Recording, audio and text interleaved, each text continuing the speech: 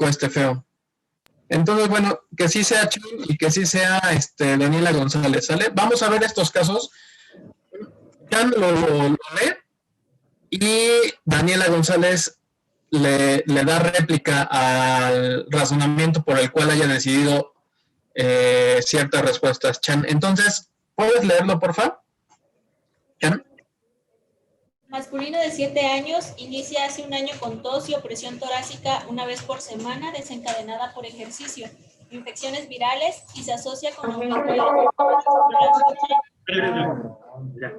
que impiden el sueño una vez por mes y en ocasiones por la mañana. En las últimas semanas el cuadro se ha caracterizado por tos con expectoración. Pregunta ahí. Usted sospecha en asma. Para confirmar la obstrucción variable del flujo aéreo, ¿cómo esperaría encontrar la espirometría? Bueno, en este caso yo puse que la relación FEBI-FBC es menor al 0.8% o el 80%. Ok. Y Daniela, ¿tú estás de acuerdo con eso?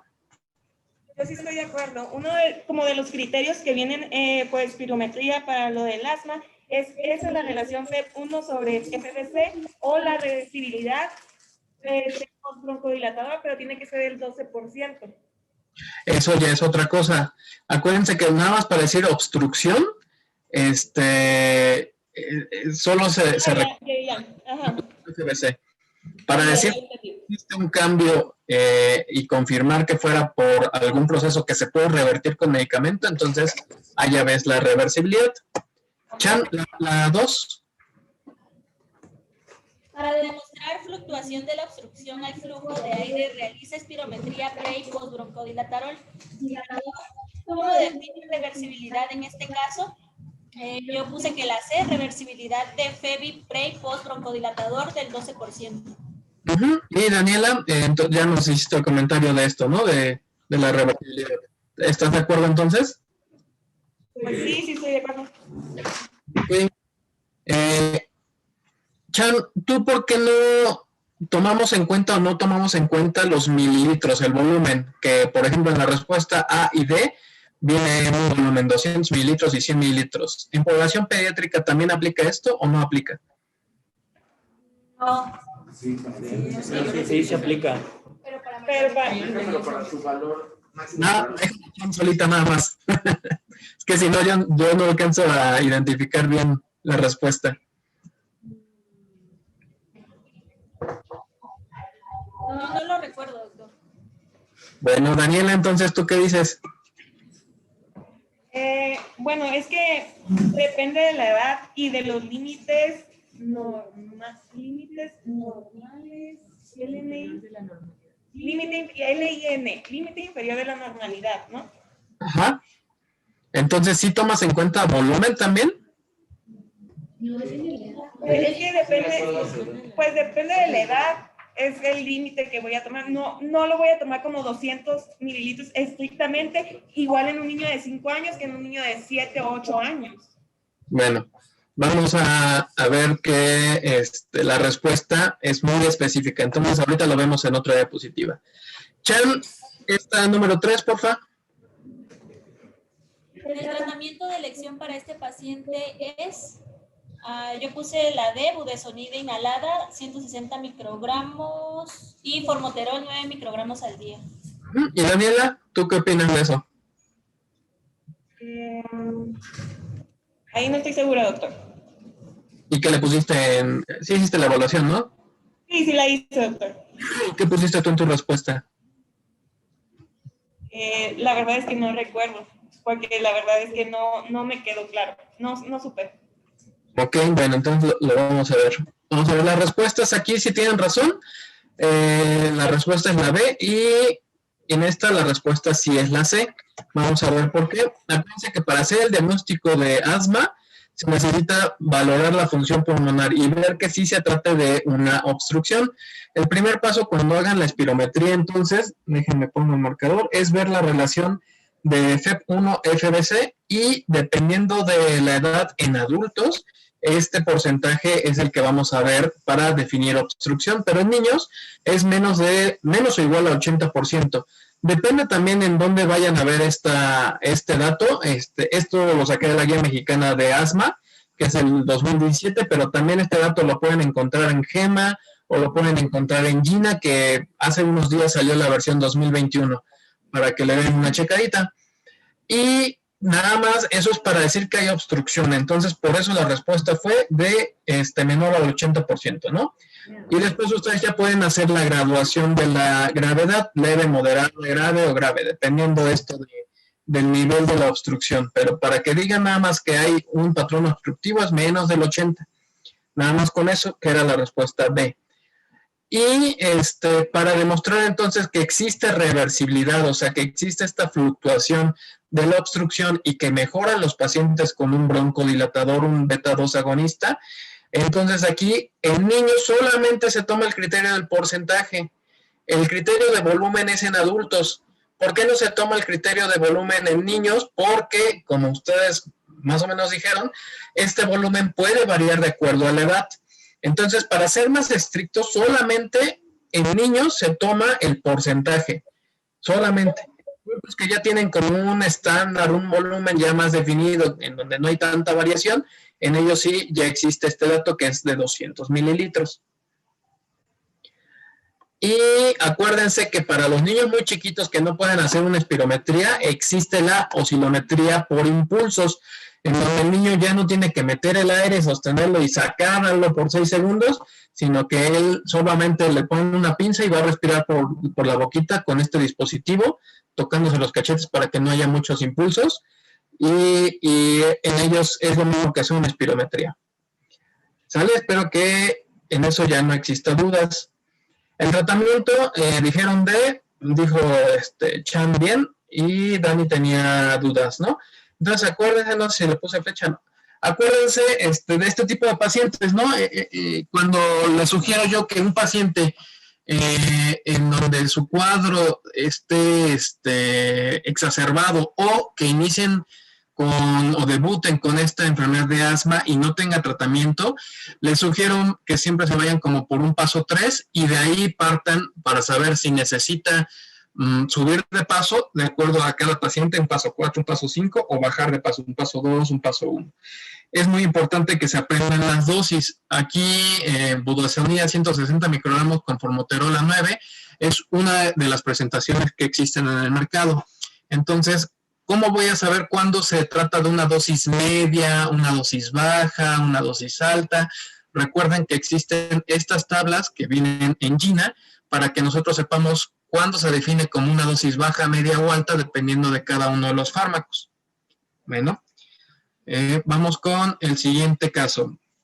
Ahora le voy a pedir a Sandra Balseca junto con Alejandro Catalán. Sandra lee el caso y Alejandro le da réplica.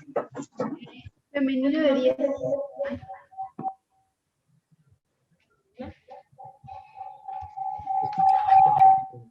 Ya.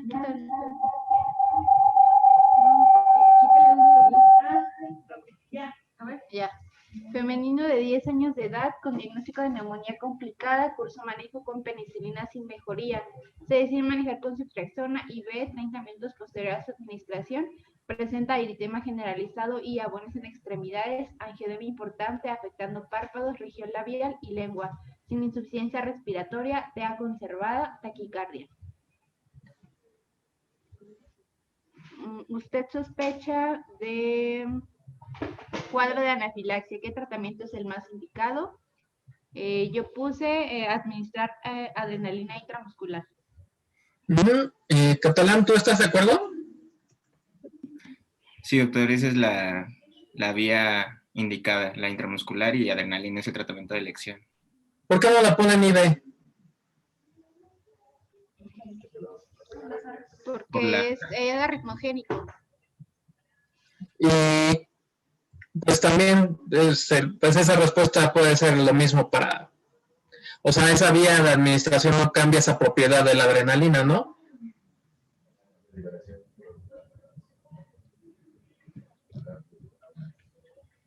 Por el tiempo de liberación que es más prolongado en la administración intramuscular. Eso es más cercano, ¿no? A la respuesta. La siguiente, Sandy.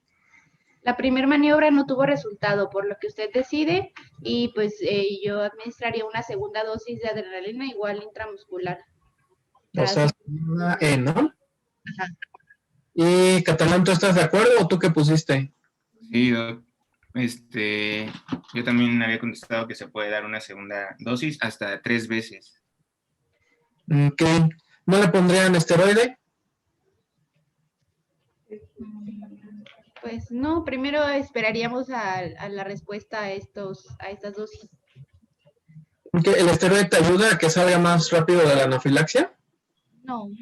Es como de segunda elección, pero tarda hasta 4 a 6 horas en actuar. Entonces la adrenalina es mucho más rápido en un cuadro de una urgencia. De acuerdo. Y la 3, Sandy, por favor. Los síntomas mejoran paulatinamente y decide mantener a la paciente monitorizada por el riesgo de reacción bifásica. ¿Cuál es la frecuencia de una reacción bifásica? La frecuencia máxima. Del 20%. La frecuencia máxima. Catalán, ¿tú estás de acuerdo con eso?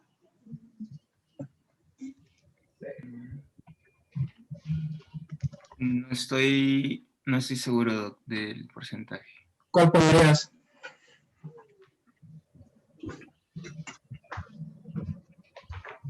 El 15%.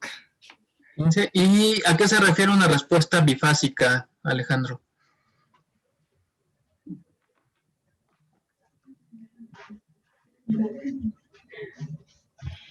A que se pueda volver a presentar un cuadro similar. ¿De anafilaxia? Anterior a la previa ya tratada. Ok. Bueno, vamos a ver ahora las respuestas. En la primera sí es administrar adrenalina intramuscular. Recuerden que son escenarios para que nosotros podamos definir si se trata de anafilaxia o no. El escenario 1 es de inicio agudo, una persona que no se conoce alérgica y de repente tiene síntomas. Escenario 2, donde hay una exposición a un alérgeno probable. Si un paciente que sí tiene síntomas alérgicos va y se hace pruebas alérgicas y presenta datos de anafilaxia. Y un escenario 3, en donde ya es conocido con específicamente alguna alergia y está expuesto a ese alérgeno y presenta entonces disminución de la TA. Esos son los 3 escenarios para que no se les olvide. En este paciente tenía el escenario 1, fue de forma súbita, ¿no? En la segunda respuesta es si no sirvió la primera dosis de adrenalina, se puede administrar una segunda dosis 5 minutos después de la primera. Y como dijo Sandy, acuérdense que es por la absorción, el tiempo de absorción del medicamento. Si lo administran vía intravenosa, se va a ir directamente a los receptores, y si lo administran por vía intramuscular, entonces va a permitir que poco a poco se vaya filtrando el medicamento y da mayor margen de seguridad. Este es el algoritmo. Entonces, si tiene un cuadro de anafilaxia, si requiere el paciente iniciar maniobras de reanimación, y el tratamiento de primera elección entonces es adrenalina intramuscular a esta dosis.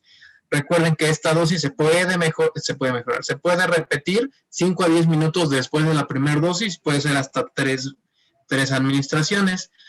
Este es el tratamiento complementario. Si adrenalina no fue suficiente y necesita el paciente de otras maniobras, puede ser desde oxígeno, ayudar con fluidoterapia, iniciar manejo de hipotensión con infusiones de adrenalina o vasopresina, si es que fue refractario a la primera maniobra. En aquellos que están manejados con beta bloqueadores, se puede usar glucagón, y si nada de esto funciona, entonces hasta azul de metileno.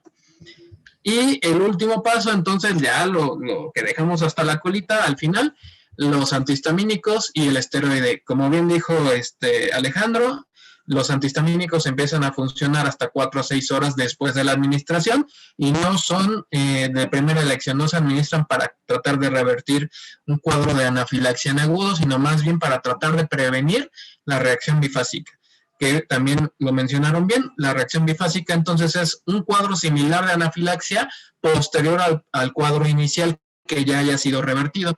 ¿Y cuál es la frecuencia máxima? Es del 20%. Recuerden que esta frecuencia va del 4.6 hasta el 20%. Es más probable que se presenten personas que ya tuvieron esta reacción bifásica, entonces en ellos se debe tener mayor monitoreo. Normalmente en un paciente que tiene anafilaxia lo tienes que vigilar 8 horas, pero si tiene este antecedente de reacción bifásica puede ser hasta 72 horas su vigilancia por este riesgo. ¿Sale? Entonces vamos con el siguiente caso. José Miguel Chávez está. Sí, doc, aquí ando, lo leo. Masculino de 7 años de edad en manejo con inmunoterapia ácaro y abedul. Refiere síntomas de alergia oral al consumo de manzana y accesos de tos seca al realizar actividad física, por lo que es manejado con montelukast y formoterol y budesonida.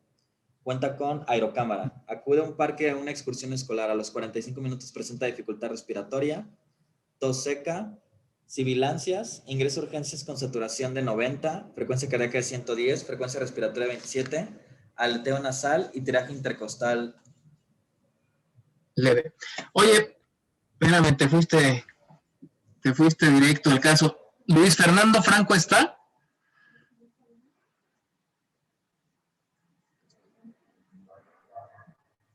Está de vacaciones, creo, doc.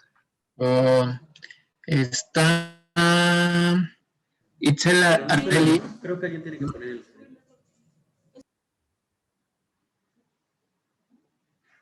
Itzel Areli Hernández está. También está de vacaciones, doc. Está de vacaciones, doc. Oye. Sandra Picasso. Ah, sí estoy, doctor. Sandra sí está. Y el otro fue José Miguel, ¿va? Bueno, ya lo leyó José Miguel. Ahora sí, primer pregunta. José Miguel. ¿Usted sospecha A, ingesta cuerpo extraño, B, anafilaxia, crisis asmática leve moderada, crisis asmática grave, broncoespasmo inducido por ejercicio? Yo respondí crisis asmática leve o moderada. Ok, y Sandra Picasso, ¿tú qué contestaste? Yo le puse, ya no me acuerdo, asmática leve o moderada. O sea, la misma, pusieron lo mismo. Sí, pusimos lo mismo. Ok. ¿Cuáles son los criterios para que ustedes digan que es leve o moderada? ¿Y cuáles son para que digan que es grave? ¿Los tienen por ahí? Sí, aquí lo tenemos. A ver, échatelos. Leve o moderada. Si quieres los de grave, nada más. Ok, frecuencia respiratoria mayor a 30, cardíaca mayor a 120 y una saturación de oxígeno menor al 90%. Ajá, esos son los de grave. Pero todavía faltan otros criterios. ¿Por ahí los tienes?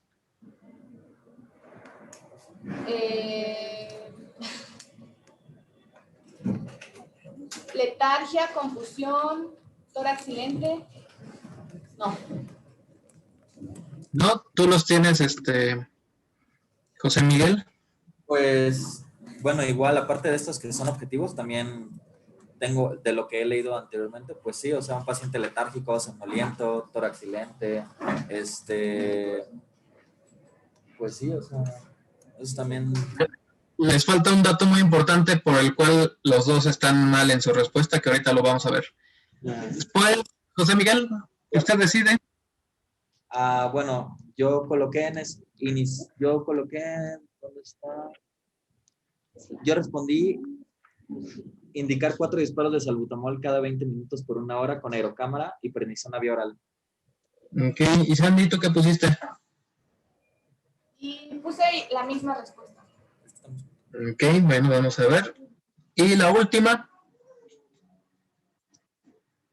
José Miguel.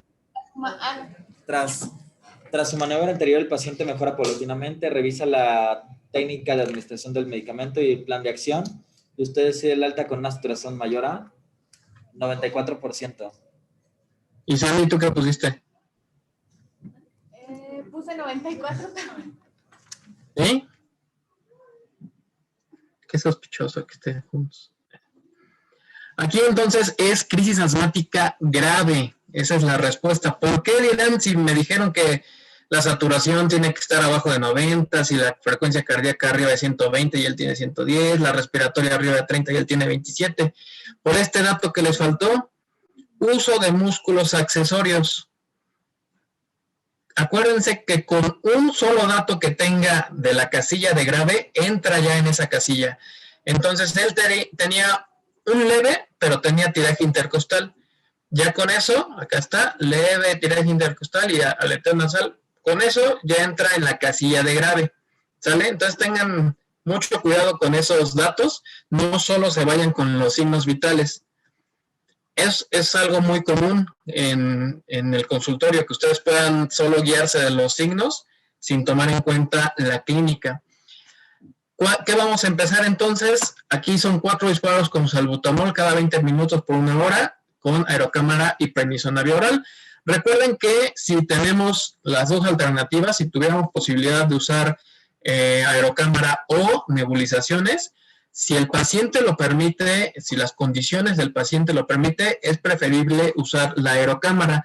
El medicamento se puede utilizar mejor, puede llegar mayor porcentaje de medicamento por aerocámara comparado con las nebulizaciones. Pero si el paciente viene muy grave, que no pueda respirar bien, que tenga alteración del estado de conciencia o que tenga accesos de tos que no le permitan realizar adecuadamente la técnica de administración del medicamento por aerocámara, entonces en ellos sí de primera instancia es el uso de nebulización. Y acuérdense que en menores de 5 años, son 2 disparos cada 20 minutos. En mayores son de 4 a 10 disparos. Eso es lo que ustedes tienen que poner en la receta en el consultorio.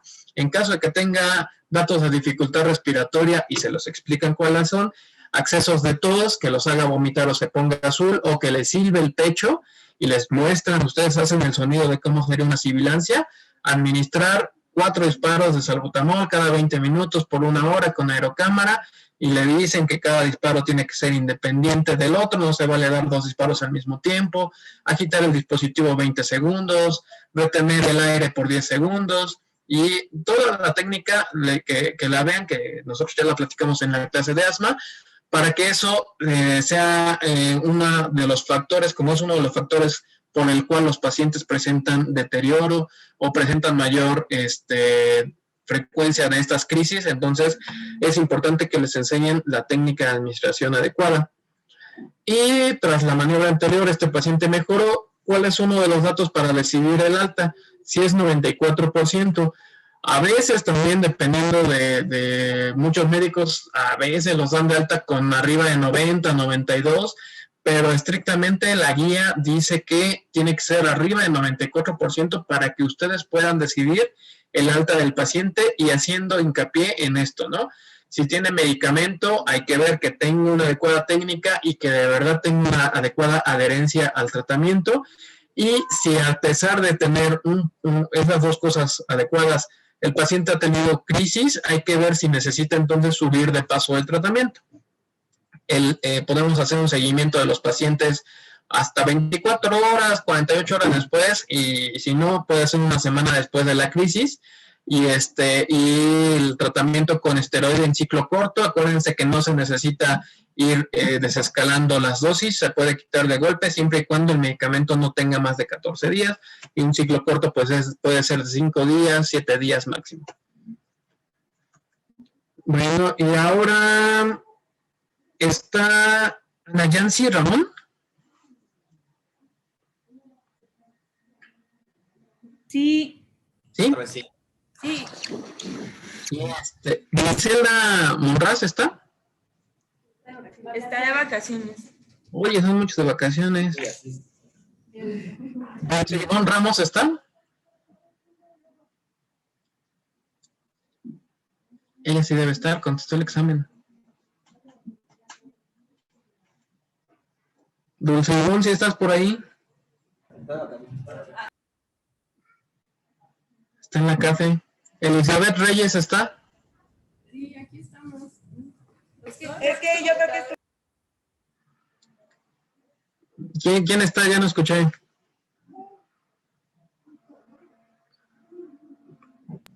Aquí están las dos, doctor. Entonces está Ivonne Ramos. Aquí estoy, doctor. Ok, entonces Ana Yancy lee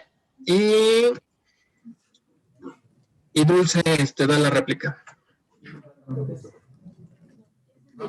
Paciente masculino de 9 años de edad con antecedente de dermatitis atópica leve en la infancia, madre asmática. Presenta rinorrea y alina, estornudos, prurito nasal y obstrucción nasal todos los días, de predominio matutino al asistir a la escuela y sus síntomas empeoran durante primavera y otoño. Los síntomas no le impiden dormir ni afectan sus actividades diarias.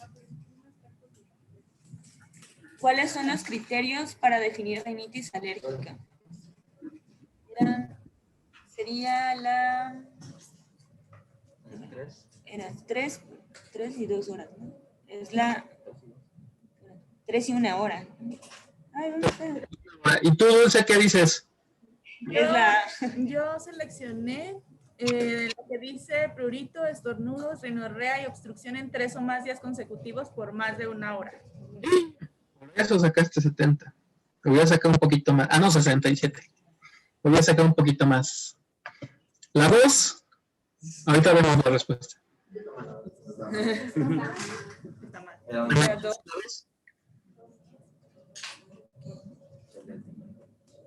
Y según su duración y gravedad, ¿cómo se clasifica el padecimiento de esta paciente? Sería como es todos los días, pero tiene, pero no afecta su vida diaria ni el sueño, sería una una leve persistente. Una leve persistente. ¿Y tú, Dulce, qué pusiste? También seleccioné esa opción de leve persistente. Ok, entonces la diferencia para que sea entre leve, moderado o grave, ¿cuál es, Dulce?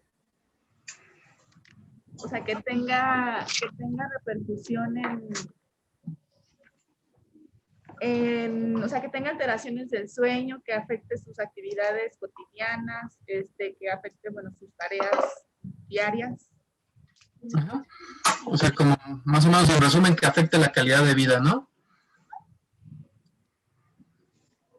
Y la 3, Ana Yancy, ¿qué pusiste? Dice, usted decide iniciar manejo controlador, por lo que indica, yo dejé, esteroide tópico nasal. ¿Y Dulce? Yo también puse la misma. ¿Sí? ¿Cuál es la piedra angular del tratamiento de rinitis alérgica? ¿Es el esteroide? El esteroide tópico, ¿no? Porque puede ser vía oral, pero sí es tópico. Vamos con las respuestas. Aquí, recuerden, son para decir nosotros por definición que rinitis alérgica 2 o más días consecutivos por más de 1 hora. Vamos a verlo en la diapositiva. Recuerden la mnemotecnia de pero, prurito, estornudo, rinorrea y obstrucción. Y estos tienen que ser 2 al menos y 2 o más días consecutivos por más de 1 hora. Si dura menos de 1 hora, no, ustedes duden del diagnóstico de rinitis alérgica. Y también acuérdense que para darle el apellido de alérgica es porque está sensibilizado a través de IgE específica. Y acá por la gravedad es leve persistente, como bien lo dijeron. ¿Qué hace la diferencia? La diferencia es entre una intermitente y una persistente, es que la intermitente dura menos de 4 días a la semana o menos de 4 semanas consecutivas. Y la persistente es que tiene que tener las dos condiciones, más de 4 días a la semana y más de 4 semanas consecutivas. Vean aquí el conector, que aquí es I y aquí es O, ¿no? Entonces, para que hagan esa diferencia. Y en cuanto a la gravedad, leve, moderado, grave, en esta guía española de GEMA son más específicos. En la guía ARIA, ellos lo juntan leve y moderada, y la grave la dejan en otro espacio independiente. En GEMA, sí manifiestan aquí leve y tiene sus criterios, moderada y tiene sus criterios, y grave también tiene sus criterios. En este caso, la respuesta está basada en GEMA, entonces por eso fue una leve, porque no altera la calidad de vida en resumidas cuentas, ¿no? Y el último paso es esteroide tópico nasal. Esa es la piedra angular, como bien lo dijeron. Y recuerden que muchas veces rinitis viene acompañado de síntomas oculares, que sería rinoconjuntivitis. En ese caso, los antihistamínicos vía oral sí le pueden ayudar a los síntomas de los ojos, pero si son muy molestos lo de los ojos, sí también pueden dejar gotitas con antihistamínico en solución oftálmica, en lo que hace efecto lo de la nariz. Cuando se controlan los síntomas de la nariz, se controla lo de los ojos. Entonces, si tienen los síntomas muy leves, solamente dejen tratamiento de la nariz. Si tienen síntomas muy molestos, dejen tratamiento para nariz y ojos, y en lo que hace efecto lo de la nariz, van quitando paulatinamente el tratamiento de los ojos. ¿Y en qué momento lo van a considerar para iniciar la inmunoterapia oral o inmunoterapia específica, la llamada vacuna contra las alergias? Cuando tenga un diagnóstico de una rinitis alérgica intermitente y a partir de grave. Cuando sean estos síntomas, solamente ahí ya se puede enviar a un alergólogo para decidir iniciar el tratamiento. La ventaja es que la gran mayoría, con estos pasos que tenemos en estos cuadros, puede controlar los síntomas, y un bajo porcentaje, yo le calculo más o menos un 10-15%, van a necesitar hacerse pruebas para iniciar inmunoterapia. Antes no. Y Elizabeth Reyes con Jorge Luis Sánchez, ¿están?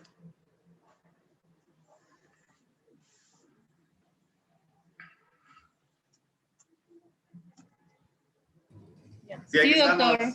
Ok, entonces, Eli lees el caso y Luis le da la réplica. Niño de 4 meses con atopia familiar, alimentado con fórmula maternizada desde el primer mes de vida. Desde el segundo mes de vida con dermatitis atópica moderada. Sospecha de alergia a la proteína de la leche de vaca. Confirma el diagnóstico con... En esa yo le puse prueba de eliminación y reto oral. ¿Y esto qué pusiste? Igual la prueba de eliminación. Bien, ¿en qué casos se recomienda realizar IG específica o endoscopías o las demás respuestas?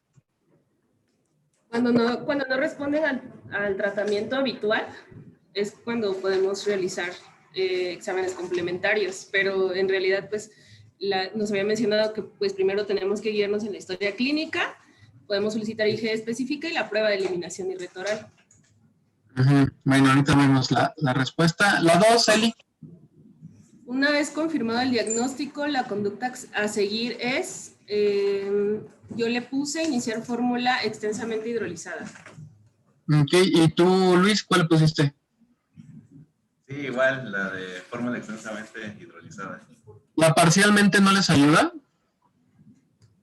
No, ¿por qué? Sí, todavía conserva proteínas enteras de la leche, entonces sigue provocando la alergia. Pues proteínas parcialmente, ¿no?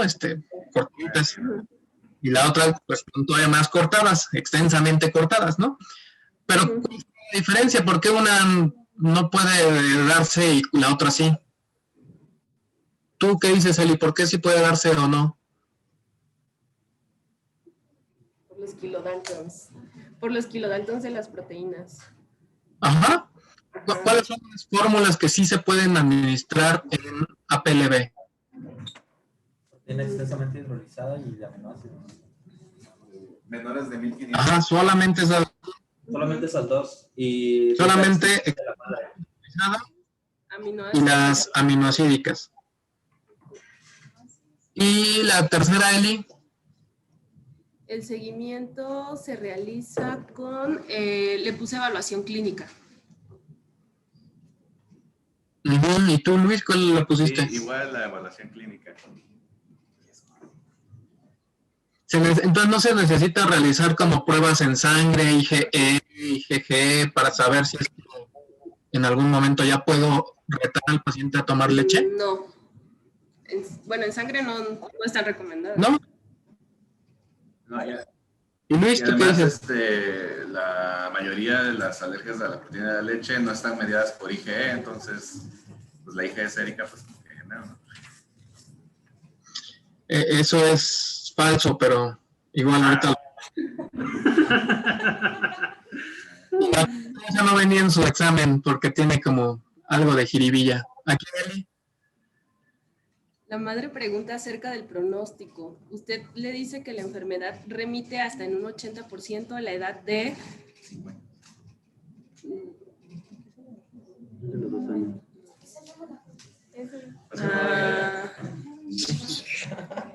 Pues yo le pondría los 2 años.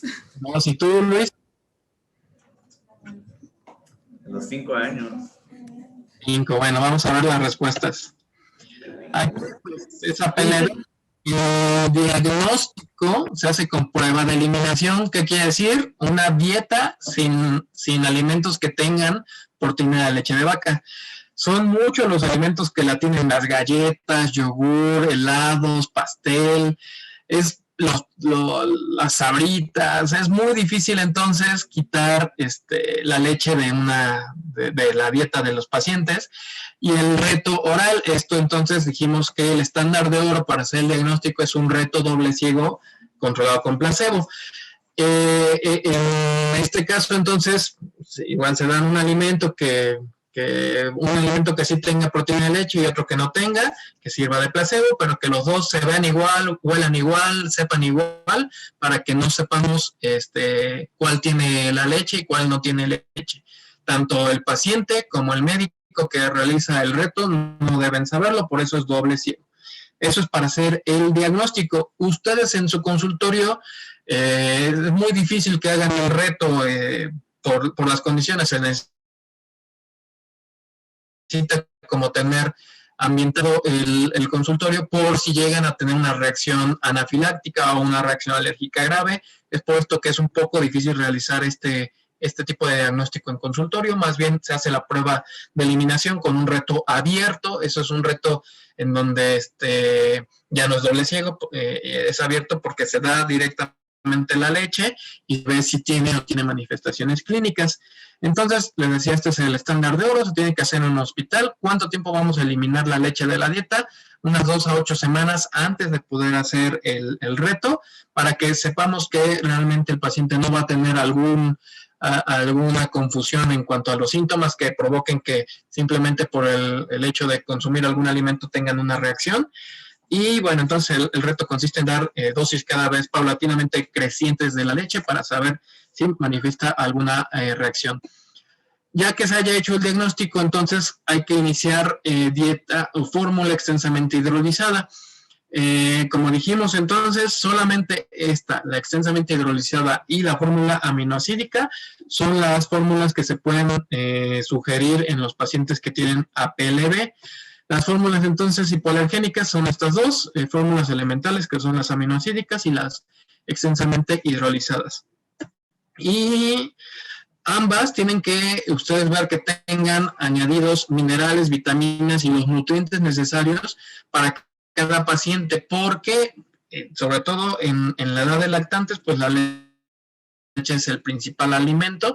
Hay que tratar de sustituir todos estos aportes nutricionales, ¿no?, que necesita el paciente. Y para el seguimiento solamente la evaluación clínica, ningún dato sérico, ningún otro dato nos va a ayudar para definir si el paciente ya puede consumir o no la leche. Y les decía que tiene jiribilla. Aquí es más o menos 3 años, pero esto es lo que se decía en literatura, pues un poquito anterior, pero en realidad depende de dónde lo lean. La tolerancia natural la pueden alcanzar en diferentes edades. Por ejemplo, que es de 1990, aquí la mayoría la alcanzó a los 3 años. Quédense con ese dato, que más o menos a los 3 años ustedes pudieran hacer como esta prueba de un reto abierto para saber si ya puede tolerarla. Si no lo tolera, lo dejan otro año completo sin alimentos que tengan leche, y ya que cumplen ese año entero, le vuelven a hacer un reto abierto. Otra literatura un poquito más reciente, 2001, se vio que a los 6 años, y otro de 2007 vio que pueden ser hasta los 16 años. Entonces, dependiendo en dónde lean ustedes este dato, va a haber esta variabilidad. Se vio que hay datos o variables que pueden influir, como pueden ser en qué lugar del mundo se haya hecho el estudio, porque muchos antes nos quedamos con esta edad, 3 años, pero ya se vio que puede ir modificándose dependiendo de la literatura que revisemos. Tiene que ser entonces 1 año enterito de dieta de eliminación para que tengan un mejor pronóstico. Si lo dejamos 6 meses, el pronóstico puede cambiar. Muchas guías también sí manejan esta cifra de 6 meses de dieta de eliminación, pero yo les sugiero que sea 1 año de dieta de eliminación. Entonces, ahora vamos con Diana Camila, ¿está? Sí. Y César Urdiera. Sí, doctor. Entonces, Diana lee y César hace la réplica. Femenino de 1 año, debilidad con diagnóstico de alergia a clara y yema de huevo, síntomas cutáneos únicamente, acude para orientación sobre aplicación de vacunas. ¿Cuál vacuna está contraindicada en pacientes con antecedentes de anafilaxia por alergia a huevo? Es la de influenza. ¿Tú qué dices? Sí, doctor, también contesté influenza. ¿Sí? ¿Por qué? ¿Qué tienen? Tiene ovoalbúmina. ¿Sí? ¿Ya lo hicimos? Bueno, ahorita vemos. ¿La 2? Es un factor que podría aumentar el riesgo de presentar reacción adversa con la vacuna de influenza. Es diagnóstico de alergia, de otra alergia alimentaria. No, los papás. ¿Y tú qué dices, César? Pues yo, la verdad, tengo duda en esta pregunta y varias, pero creo que los padres atópicos y antecedentes de anafilaxia. Bueno, vamos a ver cuál sería la de mayor riesgo. Y la 3. Es una vacuna cultivada en fibroblastos derivado de embriones de pollo, por lo que las proteínas del huevo prácticamente están ausentes. La SRP.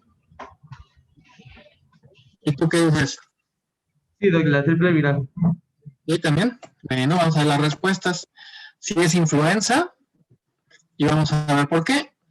Entonces aquí, en cuanto a la vacuna de influenza relacionada con los alérgicos al huevo, se demostró que la inmunización reduzca el número de gravedad de preservaciones. Aquí se vieron casos que fueron como muy anecdóticos, ¿no? 11 casos de anafilaxia sin historia de alergia al huevo. Entonces, solamente en estos tipos de pacientes está contraindicada la administración de la vacuna de influenza, solamente que tengan este antecedente de anafilaxia a huevo. Si son alérgicos al huevo, sin anafilaxia, sí se las pueden poner, pero si tienen el antecedente de anafilaxia, en ellos está totalmente contraindicada. ¿Cuál es que podría aumentar el riesgo de presentar una reacción? Es una cardiopatía. Aquí en esta tabla les pongo todos los factores de riesgo que pueden influir para que el paciente tenga un probable reacción alérgica más. Acá están las cardiopatías, que no incluye hipertensión arterial. Esta es la respuesta que debieron haber puesto, cardiopatías. Aquí hay otras, como puede ser diabetes, obesidad, artritis, trabajador de la salud.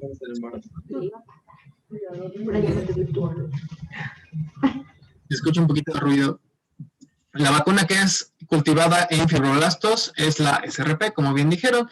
Entonces, de las 3 vacunas que platicamos durante la clase de alergia al huevo, está la SRP, que es cultivada en fibroblastos, la de influenza, que esta es derivada del fluido extraembriónico o embriones de pollo, y la de fiebre amarilla, que esta sí se cultiva en embriones de pollo. Entonces, la que es más segura, aunque tenga relación con esto del huevo, es la SRP, esa sí se puede administrar, y pues estas solamente en caso de que tengan antecedentes, ¿no? Influenza no, si tiene anafilaxia a huevo. Alejandra Vázquez, ¿está? Sí, doctor. ¿Y Leslie Vélez? Ya. Es que... Ya le subí acá. ¿Ya? Y Leslie le da réplica. Femenino de 10 años de edad con diagnóstico de neumonía complicada, Cursó manejo con penicilina sin mejoría. Se decide manejar con ceftriaxona IV. 30 minutos posterior a su administración presenta eritema generalizado y abones en extremidades, angioedema importante afectando párpados, región labial y lengua, sin insuficiencia respiratoria, TEA conservada, taquicardia. Este caso ya lo habíamos visto, ¿no? Es un error en la Matrix. Nada más que las preguntas son diferentes. ¿Usted sospecha de alergia a penicilina? ¿Cuál es el determinante antigénico mayor?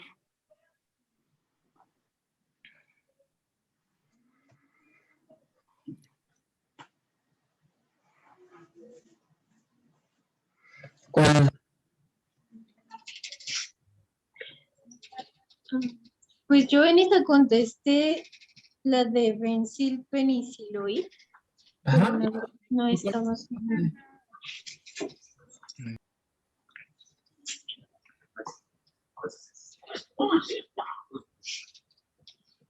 Ale, ¿estás? ¿Cuál contestaste tú? La verdad no me acuerdo, doctor, pero le puse N4. N4, bueno, vamos a ver. Luego, Ale, la 2. ¿Qué porcentaje de pacientes alérgicos a penicilina desarrollan anafilaxia?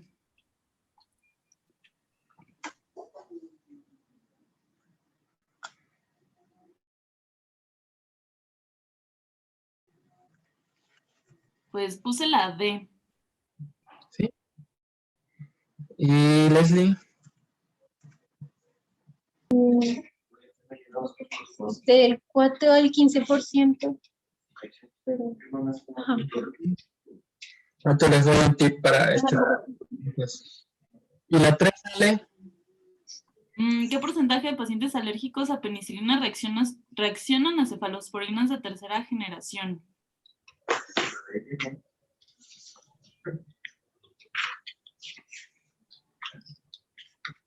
¿4 al 15%? ¿Y Leslie, tú qué dices? Yo esa le puse también eso, pero no estoy segura. Bueno, vamos a ver la respuesta. Ah, falta una. Según la clasificación de las reacciones adversas a medicamentos, ¿cómo clasificaría esta reacción?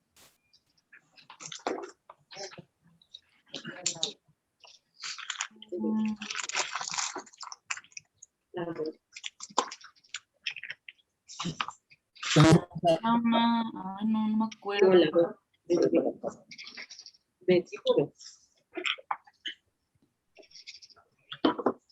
¿Se recuerda cuál es? Es tipo B. Y esa fue Leslie, ¿no? ¿La que habló? Sí, tipo B también. Ok, bueno, vamos a ver las respuestas.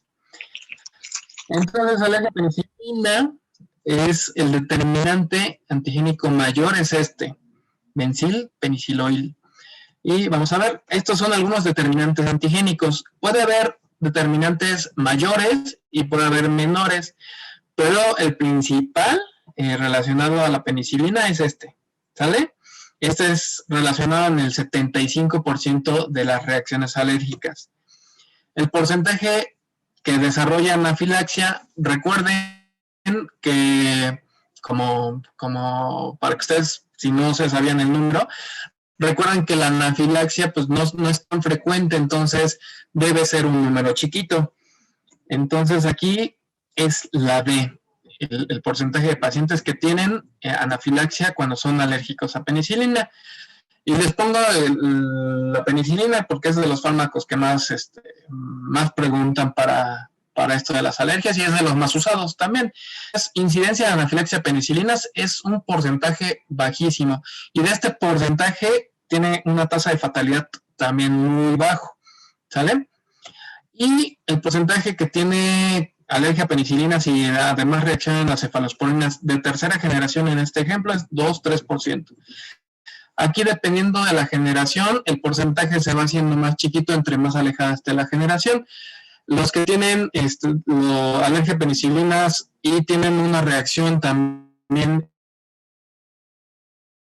la generación, el porcentaje baja a 2 a 3%, y si se aleja más, aún pues, tal por lógica, pudiera ser un porcentaje todavía menor que ¿no? Que al 2 al 3%. Entonces, es relativamente seguro que alguien que tenga alergia a penicilinas pueda usar medicamentos que sean de la familia de las cefalosporinas, porque el porcentaje de reacción es muy bajito. Muchas veces, ya no lo he visto tan seguido, pero muchas veces quien es alérgico a penicilina les recomiendan que tampoco use cefalosporinas, pero ustedes que ya vieron, este porcentaje es muy bajo, entonces con cierta precaución sí pueden usar cefalosporinas. Y en este caso, lo que provoca que tengan relación entre los alérgicos a penicilina y tengan una reacción hacia las cefalosporinas es por la homología en las cadenas laterales, solamente por eso. ¿Y cuál tipo de reacción sería en los fármacos? Es tipo B. Recuerden que les había dicho que las tipo A son reacciones que se pueden predecir, son las que vienen en los libros de los fármacos, de las propiedades de los fármacos, como el taquetomo, en donde nosotros si leemos, algunos pueden provocar eritema, algunos les pueden provocar taquicardia, algunos pueden provocarle hipotensión, o sea, esas son, si están en el taquetomo, son reacciones que se pueden predecir y que ya sean estudiadas, son propias de los fármacos. Las que no son propias de los fármacos, que sí pueden ser por un mecanismo de hipersensibilidad, son las tipo B. Entonces, las tipo B son las que son más relacionadas a algún proceso independiente del fármaco y que puede ser algún proceso inmunológico. Y el resto son menos frecuentes, ¿no? De la C a la F son reacciones ya menos frecuentes que probablemente ni se tengan que aprender, con que sepan que existen de la A a la F, y la A son propias del medicamento, la B son más como relacionadas a algún proceso independiente del fármaco. Con eso me doy por bien servido. Bueno, vamos con otro caso. Vean que los casos que les puse son como lo que puede ser como más probable que vean en el día a día. De la lista que tengo ya le di la vuelta. Reiniciaríamos con Sandra Balseca y con Alejandra. Doctor. Dígame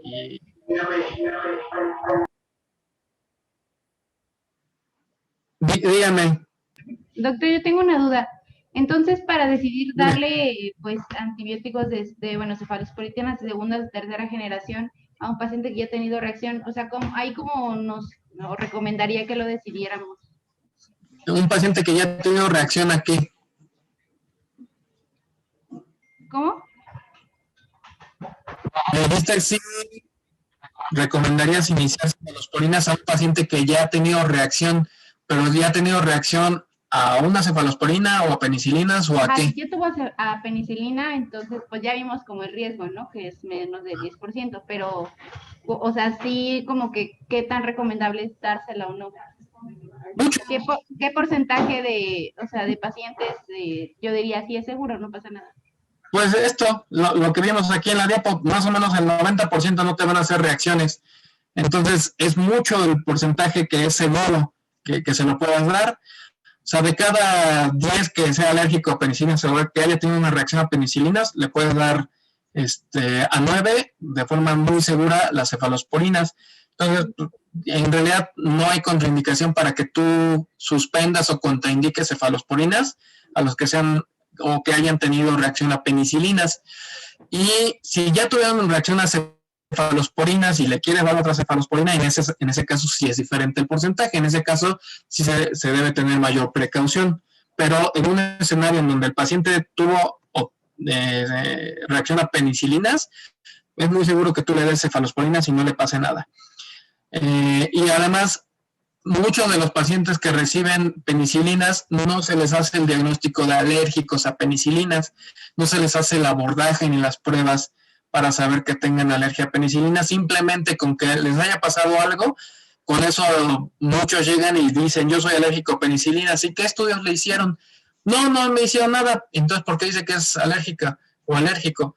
Porque cuando tomé, no sé, cuando me inyectaron penicilina, hice rash. ¿Y qué antibiótico les mandan? Muchas veces dicen, me mandan amoxicilina. Entonces usted no es alérgico a penicilina porque con la amoxi sí la tolera. Hagan ese tipo de preguntas cuando ustedes estén valorando un paciente para saber si en realidad es alérgico o no, porque si ustedes se saltan esa línea de tratamiento, podemos provocar mayor resistencia. Hagan esas preguntas en la historia clínica para que elijan muy bien el medicamento que se puede presentar o dar. ¿Sale? Sí, está bien. ¿Hay alguien que haya faltado de participar o le damos vuelta otra vez a la lista? La vuelta. Ok. Entonces otra vez Sandy Balseca y Alejandro Catalán. Ahora lee Alejandro Catalán y Sandy da la réplica. Femenina de 5 años de edad que desde los 6 meses presenta lesiones dérmicas caracterizadas por eritema, pápulas, vesículas, erosiones, eczema, gerosis y prurito en zonas extensoras y cara, recidivantes con pliegues de Denny Morgan, ambos padres con rinitis alérgica. ¿Qué diagnóstico sospecha? Una dermatitis atópica. Estamos en alergia, ¿verdad? Debe ser eso. ¿Tú qué dices, Sandy? Sí, también dermatitis atópica, doctor. ¿Las dos? Según los criterios de Hanifin y Rajka, ¿cuántos criterios mayores cumplen?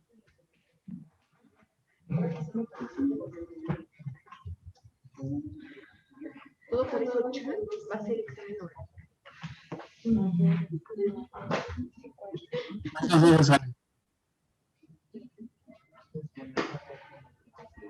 3. ¿Cómo? ¿Y Sandy?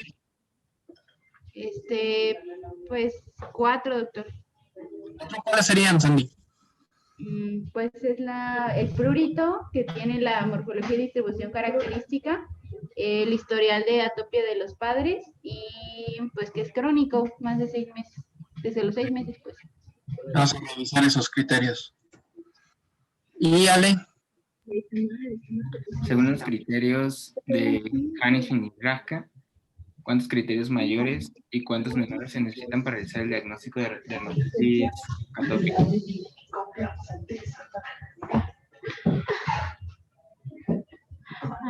Y tienen que ser al menos 3 criterios mayores con 3 menores, ¿no?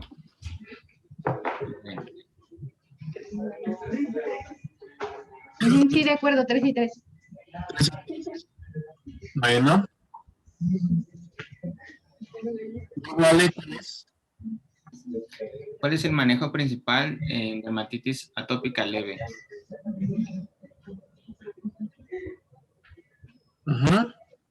Serían los humectantes. Principal y en leve, ¿no? ¿Tú, Sandy, qué dices? Sí, también los humectantes. Las respuestas. Pues sí, dermatitis atópica. Recuerden que aquí son los criterios que pueden escribir el diagnóstico para que ustedes tengan en cuenta los diagnósticos diferenciales y los hagan preguntas dirigidas a los pacientes para saber si pudiera tratarse de otra enfermedad. No se vayan siempre con la finta de que puede ser dermatitis atópica y como vamos a ver en los casos de inmunodeficiencias, recuerden ir de lo más común a lo menos común. ¿Cuántos criterios cumple la paciente? Aquí son 4. ¿Y cuántos se necesitan para hacer, o cuántos incluyen de criterios mayores y menores? Tienen que ser 3 mayores y 3 menores, ¿no? Y vamos a recordar cuáles son estos criterios. Aquí los criterios mayores es entonces prurito, la distribución, dermatitis crónica e historial personal, como bien nos dijo Sandy, y deben tener 3 o más. Y acuérdense que la definición de dermatitis atópica, en la definición entran los criterios mayores, prurito, la distribución, la dermatitis y la historia personal. Y como criterio menor, acuérdense que la cerosis es uno de los más frecuentes y la cerosis es como de los datos que más comúnmente van a encontrar en los pacientes. Lo pusieron como criterio menor, pero esto es también de lo más frecuente que van a encontrar en los pacientes con DA. El manejo principal en DEA leve, entonces es humectantes, bien lo dijeron. No se vayan a ir con la finta que esteroides o inmunomoduladores, eso lo dejamos ya para etapas más avanzadas en cuanto a gravedad de la DEA, dermatitis atópica. Humectantes es lo principal que ustedes deben indicar en los pacientes. Ustedes en la receta, entonces, que tengan un paciente con dermatitis atópica, van a poner los cuidados generales de la piel. Baño diario con agua tibia, máximo 10 minutos en la regadera, no usar esponja, ni estropajo, ni zacate, usar el jabón directamente sobre la piel, un jabón de pH neutro o de los llamados Sindet. Cuando se sequen con la toalla, que no se talle en la piel, sino más bien como palmeándose. Eso es después del baño. Inmediatamente después del secado, ponerse crema para hacer esta función de humectar la piel. Una crema igual de pH neutro, que no tenga ni color, ni aroma, ni extracto de nada. Y lo importante de la humectación es que se haga muchas veces al día. Díganle a tus pacientes que se la apliquen 20 veces al día para que al menos 10 veces se la pongan. O díganle, si ya está un poquito más controlado, póngasela 10 veces para que más o menos unas 5 veces se la pongan. Ahora, otra vez, María Chan. Ahora ella da réplica y José Miguel Chávez lo va a leer. Sí.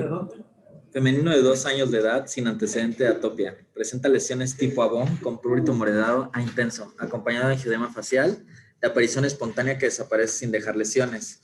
Hace 3 semanas inició la toína a dosis habitual, pero la mejoría no ha sido completa. ¿Qué porcentaje de la población general presentará un cuadro de urticaria en algún momento de su vida?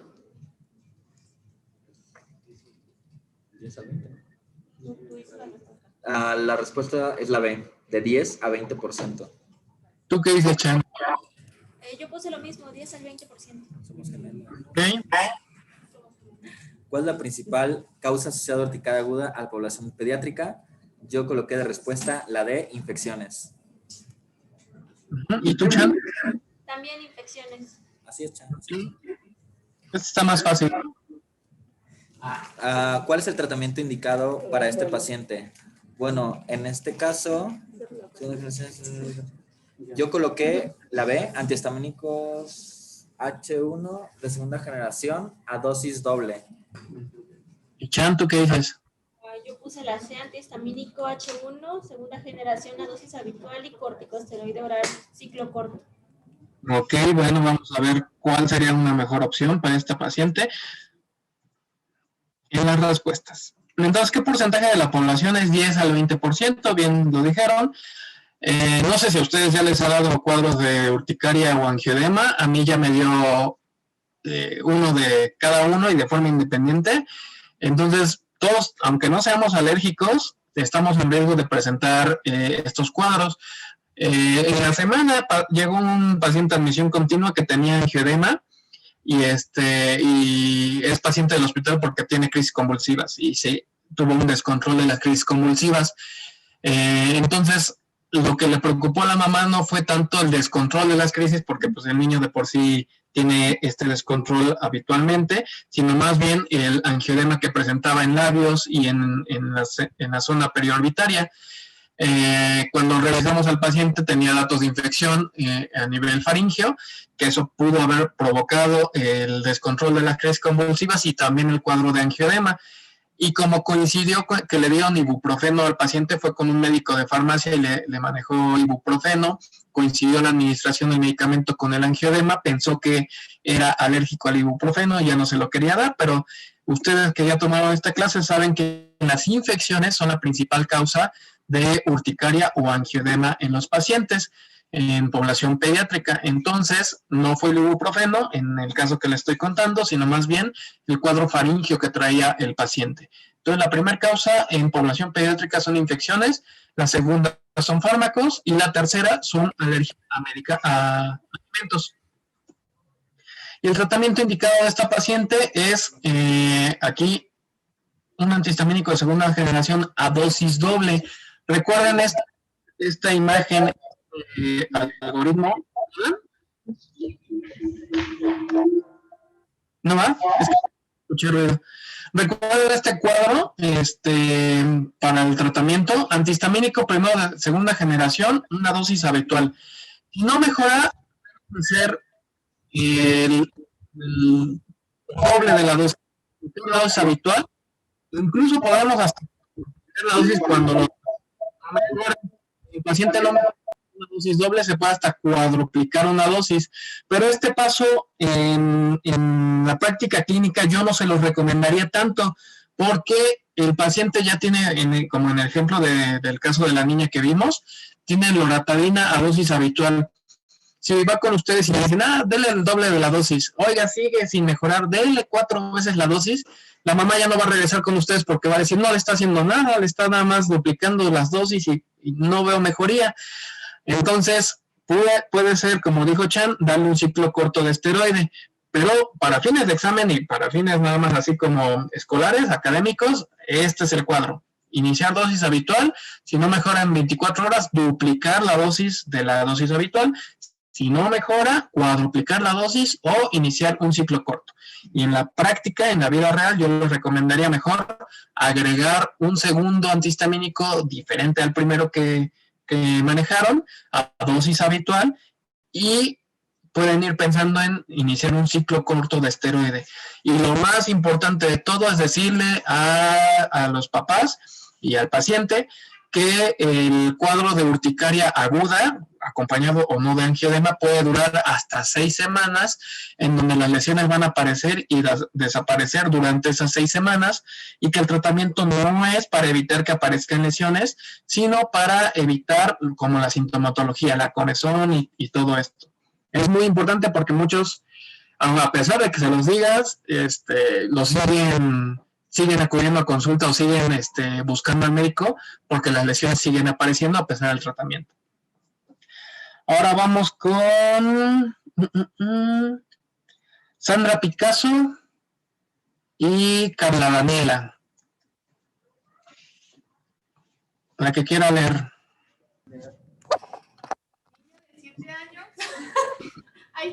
Niño de 7 años, desde los 2 años presenta evacuaciones con grasa, sin moco, acude por infecciones de vías respiratorias de repetición, a la exploración dedos en palillo de tambor, el cultivo de expectoración con desarrollo de Staphylococcus aureus. ¿Cuál de los siguientes es una característica clásica que se requiere estudiar en este paciente? Yo ahí puse insuficiencia pancreática exócrina. Ok. ¿Y tu compañera qué puso? Yo puse deficiencia de IgA. Ok, porque estamos con el modo de alergia inmune, ¿no? ¿Ya 2? La alteración principal es, bueno, ya con el cuadro clínico del paciente y porque estamos en el módulo de mutación en la producción de IgA. Ok, ¿la otra?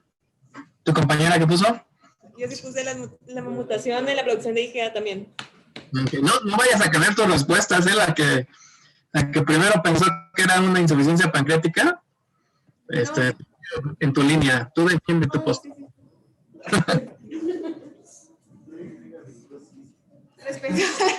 Respecto a la función del gen defectuoso en la piel, produce menor reabsorción de sodio con aumento en la eliminación de cloro. Ajá, ¿y tu compañera? Pues yo me fui todo por IgA. Yo le puse altera de producción específica de IgA. Pero no sé. Como gordita en tobogán. El examen de elección para corroborar su diagnóstico es, pues está mal, electrolitos en sudor. ¿Compa? Yo le puse IgA menor a 7. Mucha diferencia, ¿no? Entre las respuestas y el caso está hecho a propósito para eso. Es que es súper importante, ¿no? Bueno, vamos a ver las respuestas. Es una insuficiencia pancreática exócrina y por tal, entonces, la pérdida de la fenilalanina en la posición 508, y entonces produce menor reabsorción de sodio con aumento de la emisión de cloro y entonces electrolitos en sudor. Este caso se los puse para que recuerden que las inmunodeficiencias es las cosas más raras. Primero váyanse por lo común y al último por lo más raro.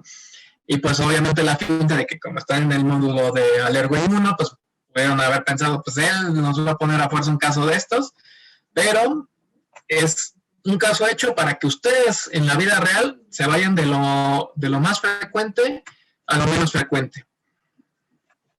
Y bueno, vamos con otro caso. Ana Yancy con Dulce Ivonne, por favor.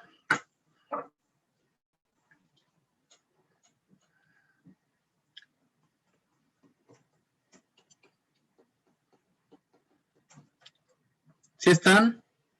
Ya no escucho nada.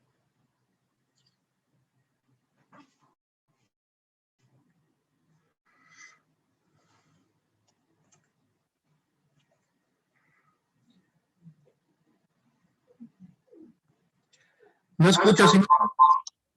¿Ya nos escuchamos? Ya los escucho. Bueno, niño de 3 años con infecciones de vías respiratorias superiores de repetición. A la exploración física, peso y talla adecuados para edad, amígdalas hipertróficas y adenopatías cervicales, rinorrea hialina y tos productiva, cardiopulmonar normal.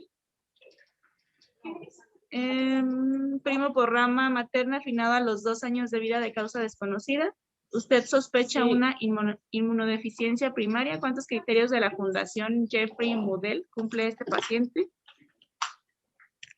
Bueno, la verdad es que yo no me sabía esa respuesta y seleccioné la opción de 3, pero sin saberlo, la verdad. ¿Compañera? Yo elegí 3 igual, por los 3 cuadros neumónicos, la necesidad de antibióticos y 2 cuadros de rinocinositis. Es que yo elegí la B, la de 3. Historia familiar. Ajá. Y bueno, por ahí ya escuché que alguien decía que peso y talla bajo también entraría. Entonces esa persona pensaría 4. Bueno, vamos a ver cuál sería.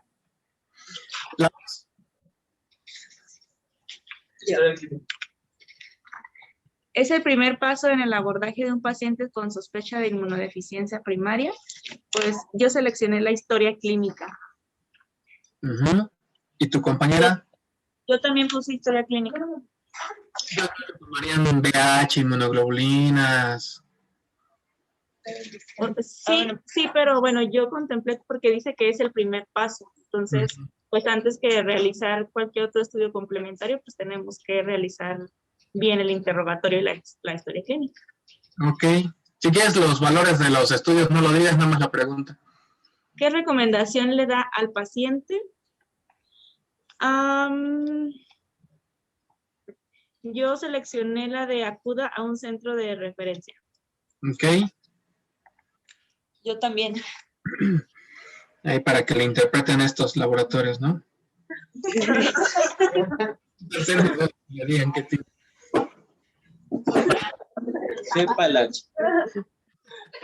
Vamos a ver las respuestas. Entonces aquí la respuesta era 4. Sí, ya los contaron, ¿no? Los cuadros neumónicos, los cuadros de sinusitis, que no mejora con tratamiento vía oral, entonces se necesitó intravenoso y el peso y la talla. Entonces por eso son 4. Les puse rama materna afinado a los 2 años de vida, pero es de causa desconocida. Y entonces aquí en los 10 datos de alarma de la Fundación de Jeffrey Model, recuerden que son nada más datos de alarma, no son criterios diagnósticos. Acá tenemos los cuadros de infecciones de oídos, que eso no tenía el paciente, infecciones de senos paranasales, que sí tenía el paciente, graves, que pues ameritaron hasta tratamiento IV. Entonces es un criterio. 2 meses o más de tratamiento de antibióticos, que eso no lo menciona. 2 neumonías o más en 1 año, el paciente tenía 3. Dificultad para ganar peso y talla, aquí ya van 3 criterios de nuestro paciente. Abscesos en órganos profundos o cutáneos, eso no lo tenía nuestro paciente. Aftos persistentes, que no lo tenía nuestro paciente. Necesidad de recibir antibióticos intravenosos, aquí ya son los 4. 2 infecciones profundas o más, que no lo tenía nuestro paciente. Y aquí el antecedente de algún familiar que tuviese alguna inmunodeficiencia primaria, ya definida, no porque se murió y no supieron qué habrá sido, qué caso habrá sido. Eso es como nada más un dato de sospecha, pero no entra en los 10 datos de alarma. Tiene que ser un paciente o un antecedente en donde sí se le hubiera hecho el diagnóstico. Y recuerden que tiene sensibilidad del 63 y especificidad de 23. ¿Qué quiere decir una cosa y qué quiere decir otra cosa? ¿Qué quiere decir sensibilidad?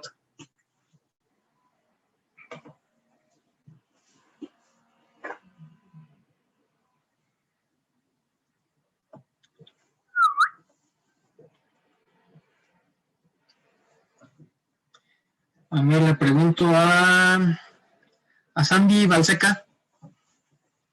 ¿Sensibilidad qué es? Es la probabilidad de que una prueba salga positiva si el paciente tiene la enfermedad. ¿Y Sandy Picasso, la especificidad qué es? La especificidad es la prueba que si sale negativa es que el paciente no tiene la enfermedad, o sea, no que esté sano, sino que no la tiene.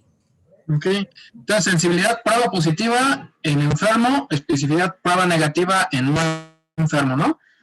Vean que la sensibilidad y especificidad pues son moderadas y podríamos sí confiar en estos casos, y necesitamos al menos 2 de estos datos de alarma para esa posibilidad de tener una inmunodeficiencia primaria de acuerdo a esta sensibilidad y esta especificidad. Que el doctor Villasín sabe estar escuchando y sus clases de metodología, ya vieron que sí tuvo buenos resultados. Entonces, el primer paso es la sospecha, hacer la historia clínica, una adecuada anamnesis, saber todos los antecedentes del paciente. También la contestaron bien, ese es el primer paso. Antes de solicitar a los locos laboratorios o mandar al paciente a algún lado, primero hacer una adecuada anamnesis. Y bueno, entonces es detallada, acuérdense de los datos de consanguinidad, saber que en una población de menos de 3,000, aunque no sean familiares los papás, también puede entrar en este rubro de sospecha de consanguinidad. Y bueno, los valores de laboratorio, y sí, lo principal, aunque fue en tono de broma, pero sí, hay que acudir a un centro de referencia nacional. Recuerden que son pacientes que es importante que entre mejor, a más temprana edad se llegue al diagnóstico y se dé tratamiento. El pronóstico sí puede variar y puede ser mejor. Entonces es importante que ante la sospecha se envíen a un centro de referencia.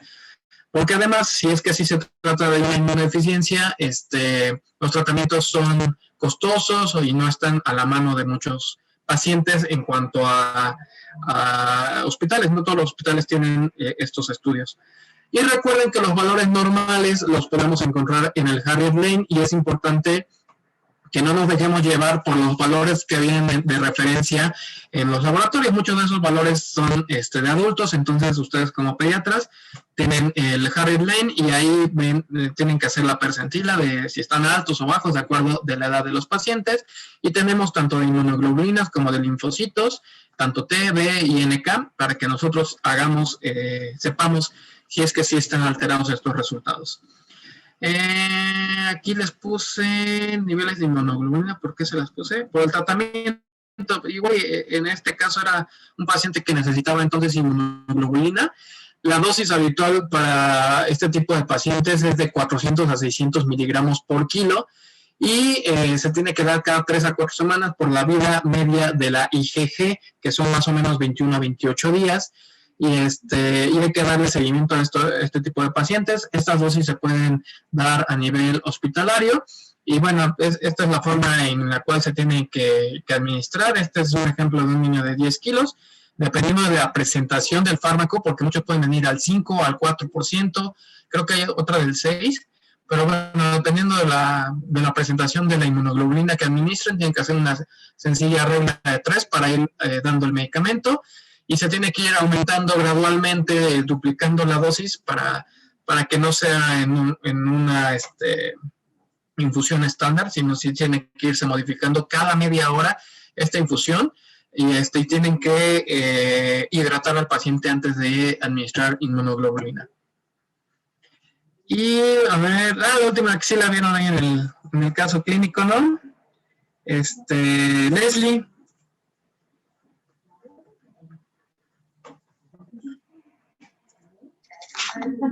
Usted es un exitoso pediatra en consultorio privado, tiene alta demanda de pacientes alérgicos. Su primera indicación hacia el paciente y los papás del paciente es, yo le puse todas las anteriores. Tú ya no haces excelente. Pues esta es mi despedida. Espero que les haya gustado el módulo de inmunoalergia. Ese es mi número de WhatsApp. Si tienen cualquier duda, con mucho gusto me escriben y ya se las contesto en cuanto sea posible.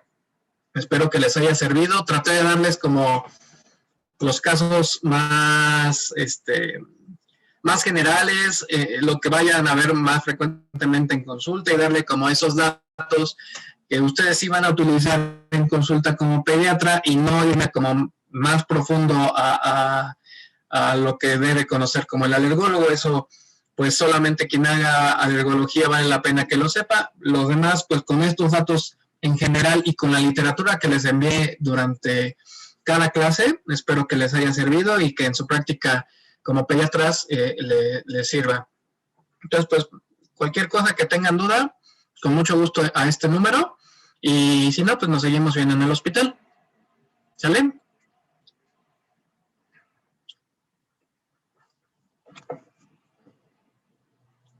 Bueno. A ver, otra vez. Gracias, doctor. Gracias, doctor. Hasta luego, nos vemos.